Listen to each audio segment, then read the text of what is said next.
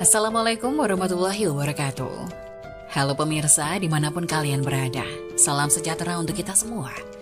Semoga kita semua dalam keadaan sehat dan tetap dalam lindungannya. Kali ini saya akan membawakan cerita inspiratif dan menarik yang sayang untuk dilewatkan.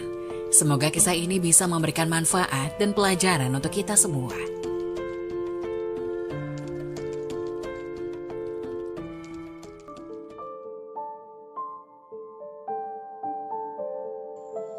Astagfirullah, inilah wanita yang rajin sholat tapi ditolak Allah.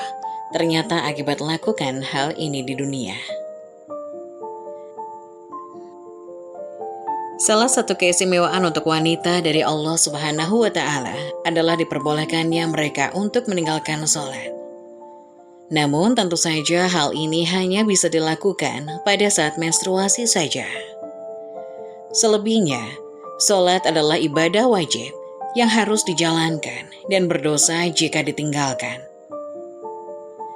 Meski diberikan keistimewaan, ternyata Allah Subhanahu wa Ta'ala memberikan ancaman akan menolak sholat bagi wanita tertentu. Beberapa di antaranya mereka tetap khusus karena merasa telah menjalankan kewajibannya kepada Allah, padahal Allah tidak menerima sholatnya. Bahkan para wanita tersebut akan mendapat murka dan Allah Subhanahu wa Ta'ala. Mengapa Allah demikian marah sehingga murka dan menolak ibadah mereka? Hal ini berlaku bagi wanita yang sudah menikah. Dengan demikian, Anda pasti tahu apa penyebab marah dan murkanya Allah Subhanahu wa Ta'ala kepada wanita sehingga menolak sholat mereka. Marahnya seorang suami bisa membuat sholat istri tidak diterima oleh Allah.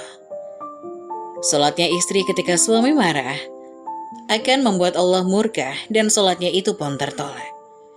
Diriwayatkan dari Ibnu Abbas radhiyallahu anhu, Rasulullah shallallahu alaihi wasallam bersabda, ada 3 manusia yang sholat mereka tidaklah naik melebihi kepala mereka walau sejengkal, yakni seseorang yang mengimami sebuah kaum, tapi kaum itu membencinya. Seorang istri yang tidak, sementara suaminya sedang marah kepadanya. Dan 2 orang bersaudara yang saling memutuskan silaturahim. Hadis riwayat Ibnu Majah. Oleh sebab itu, seorang istri haruslah pandai menjaga perasaan suami. Jangan sampai suami bersedih bahkan marah terhadapnya. Jika hal ini terjadi, maka ia harus segera meminta maaf kepada suaminya, agar kemarahan tersebut tidak berubah menjadi murka Allah Subhanahu wa Ta'ala. Hai, sebagai seorang istri sudah sepatutnya patuh kepada suaminya dalam hal kebaikan. Tingginya kedudukan suami dalam rumah tangga bahkan digambarkan oleh Rasulullah Shallallahu alaihi wasallam yang bersabda, tidaklah pantas bagi seorang manusia untuk sujud kepada manusia yang lain. Seandainya pantas atau boleh bagi seorang untuk sujud kepada seorang yang lain, niscaya aku perintahkan istri untuk sujud kepada suaminya, karena besarnya hak suami terhadapnya. Hadis riwayat Ahmad. Ketika hubungan suami istri sedang dilanda konflik atau permasalahan, keduanya harus segera menyelesaikan permasalahan tersebut dengan bijaksana. Jangan pernah membiarkan permasalahan tersebut berlarut-larut. Ingatlah akan kewajiban satu sama lain, dan janganlah sungkan meminta maaf apabila berbuat sebuah kesalahan. Demikianlah mengenai ciri wanita yang sholatnya tidak diterima oleh Allah Subhanahu wa Ta'ala. Begitu ada baiknya menghindari ciri yang demikian, agar amal ibadah yang dilakukan berubah pahala, bukan malah murka dari Allah Subhanahu wa Ta'ala. Namun tahukah Anda, sudah rajin ibadah sholat, tetapi tetap tidak dicatat oleh malaikat? Ternyata penyebabnya. Diwajibkan ibadah sholat kepada kaum muslimin mengandung akibat bahwa ketika tidak melaksanakannya, maka berakibat dosa. Maka dari itu, bagaimanapun kondisinya, kewajiban sholat tidaklah dapat ditunda. Jika dalam perjalanan, maka Anda pun diberi kemudahan dengan melakukan sholat jamak qashar. Melihat hal tersebut, maka sudah dapat dipastikan bahwa dengan melakukan sholat, maka akan banyak pahala yang didapat, selain menggugurkan kewajiban.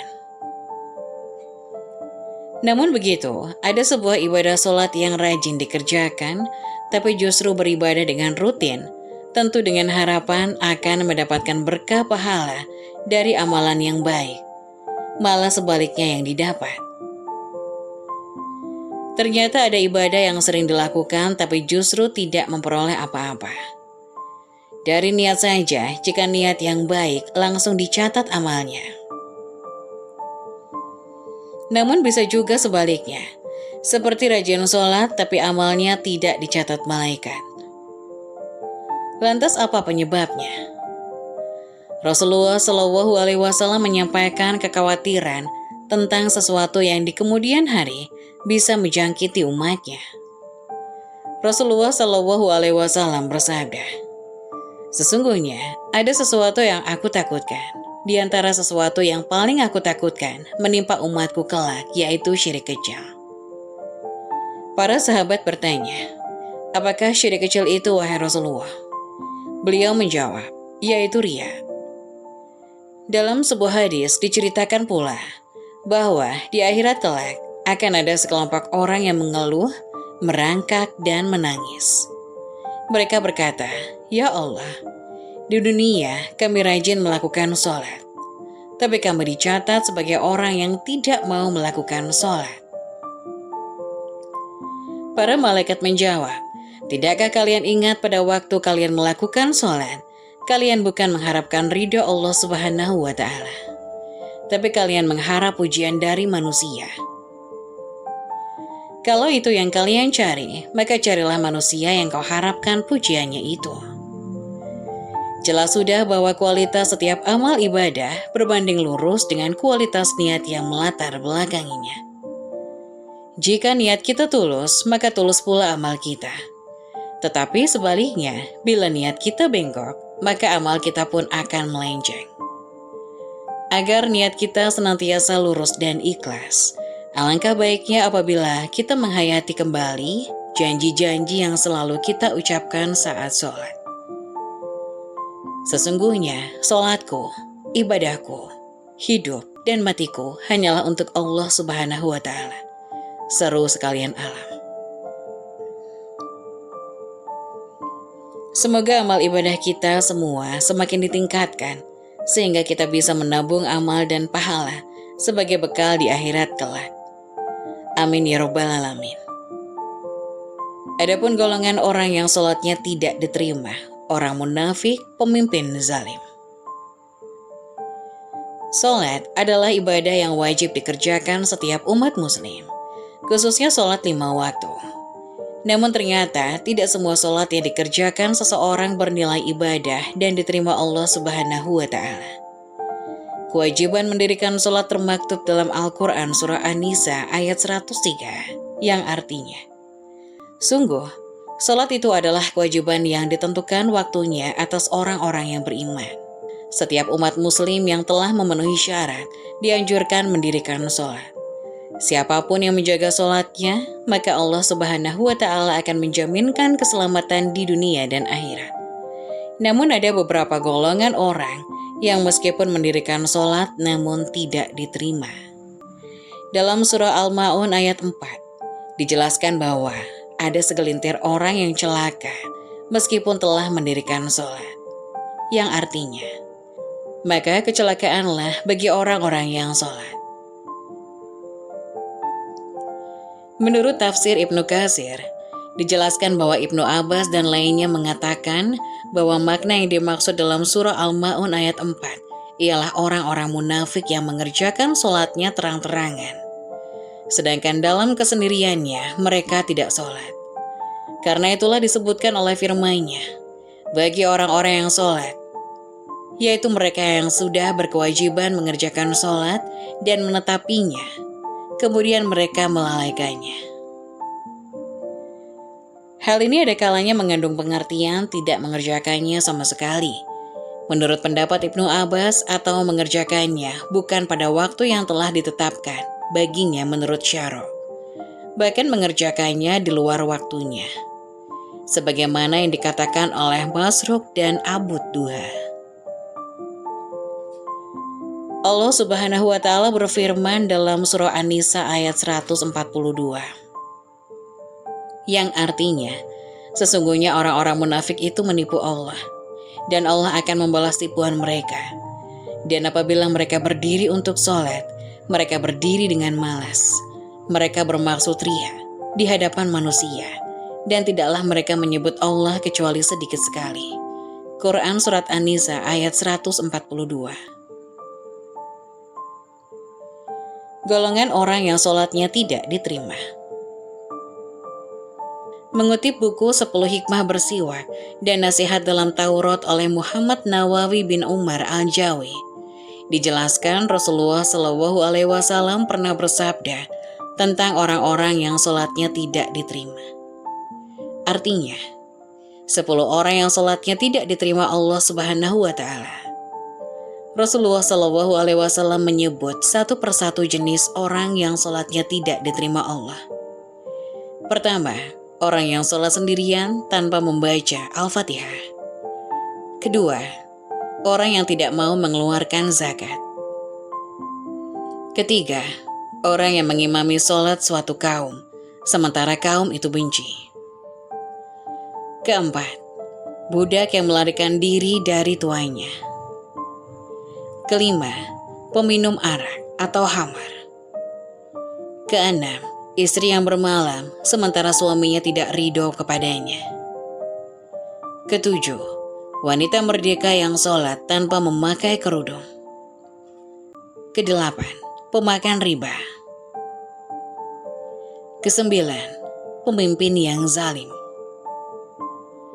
Kesepuluh, orang yang biasa melakukan sholat, namun sholatnya tidak mampu mencegah dirinya dari kekejian dan kemungkaran, sehingga dia justru semakin bertambah jauh dari Allah. Dalam kitab Shahihain telah disebutkan bahwa Rasulullah Shallallahu Alaihi Wasallam pernah bersabda, yang artinya, itu adalah sholatnya orang munafik. Itu adalah sholatnya orang munafik. Itu adalah sholatnya orang munafik. Dia duduk menunggu matahari, dan manakala matahari telah berada di antara kedua tanduk setan, yakni akan tenggelam, maka bangkitlah ia untuk sholat dan mematuk atau sholat dengan cepat sebanyak 4 kali, tanpa menyebut Allah di dalamnya, melainkan hanya sedikit. Ini merupakan gambaran sholat asar di waktu yang terakhirnya. Sholat asar sebagaimana yang disebutkan dalam nas hadis lain, disebut sholat wusta, dan yang digambarkan oleh hadis adalah batas terakhir waktunya, yaitu waktu yang dimakruhkan. Kemudian, seseorang yang mengerjakan sholatnya di waktu itu dan mematuk, sebagaimana burung gagak mematuk. Maksudnya ia mengerjakan sholatnya tanpa tumakninah dan tanpa khusyuk. Karena itulah, maka dikecam oleh Rasulullah Shallallahu Alaihi Wasallam bahwa orang tersebut tidak menyebut Allah dalam sholatnya, melainkan hanya sedikit. Barangkali hal yang mendorongnya melakukan sholat tiada lain pamer kepada orang lain, dan bukan karena mengharap ridha Allah. Orang yang seperti itu sama kedudukannya dengan orang yang tidak mengerjakan sholat sama sekali. Semoga penjelasan tadi dapat memberikan hikmah dan bermanfaat untuk penonton semuanya. Jangan lupa like, subscribe channel ini agar tidak ketinggalan info-info bermanfaat lainnya. Sekian dari kami. Terima kasih. Wassalamualaikum warahmatullahi wabarakatuh.